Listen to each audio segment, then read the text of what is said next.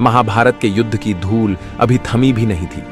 धरती का हर कण चीखों और आहों का बोझ लिए खामोश पड़ा था। और उस खामोशी के बीच एक जगह है जहां कोई और नहीं, स्वयं श्री कृष्ण खड़े थे। उनकी आंखों में आंसू थे और उनके सामने लेटा था वह योद्धा जिसकी दानवीरता ने देवताओं को भी आरणी बना दिया, सूर्यपुत्र कर्ण। लेकिन आज इस युद्ध भूमि पर एक ऐसी घटना होने वाली थी जो न पहले कभी हुई न भविष्य में होगी, क्योंकि आज कृष्ण को एक ऐसा रहस्य निभाना था, एक ऐसा वचन पूरा करना था जिसके लिए उन्हें पूरी पृथ्वी, तीनों लोक और समस्त सृष्टि में एक भी पवित्र स्थान नहीं मिला। आखिर कर्ण का अंतिम संस्कार धरती पर क्यों नहीं हुआ और क्यों कृष्ण ने उसे अपनी हथेली पर जलाया? यह कहानी सिर्फ मृत्यु की नहीं बल्कि उस महानता की है जो मनुष्य को देवताओं से भी ऊपर उठा देती है। लेकिन दोस्तों, कर्ण का वध केवल अर्जुन के बाणों से नहीं हुआ था।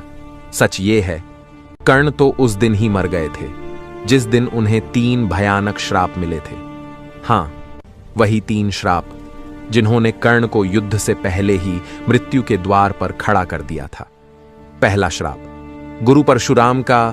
जब परशुराम को पता चला कि कर्ण क्षत्रिय हैं, उन्होंने कहा, जिस विद्या को सीखने के लिए तुमने झूठ बोला उसी विद्या को तुम आखिरी पल में भूल जाओगे।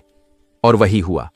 सबसे जरूरी क्षण पर कर्ण की दिव्य विद्या ने उनका साथ छोड़ दिया। दूसरा श्राप, ब्राह्मण का एक दिन अभ्यास करते हुए कर्ण के बाण से गलती से एक बछड़ा मारा गया। वो ब्राह्मण रोते हुए बोला, जिस तरह तुमने मेरे असहाय बछड़े को मारा है उसी तरह कठिनतम युद्ध में तुम्हारा रथ का पहिया धरती में धंस जाएगा। यहीं से कर्ण की नियति मुहरबंद हो गई।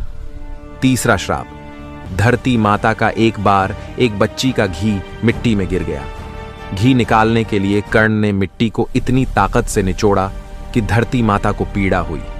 धरती बोली, युद्ध में मैं ही तेरे रथ के पहिए को जकड़ लूंगी कर्ण। और फिर कुरुक्षेत्र में अर्जुन ने बाण चलाए उससे पहले ही ये तीनों श्राप अपना काम शुरू कर चुके थे। कर्ण अर्जुन से नहीं लड़ रहे थे, वे लड़ रहे थे अपने भाग्य से, अपनी नियति से।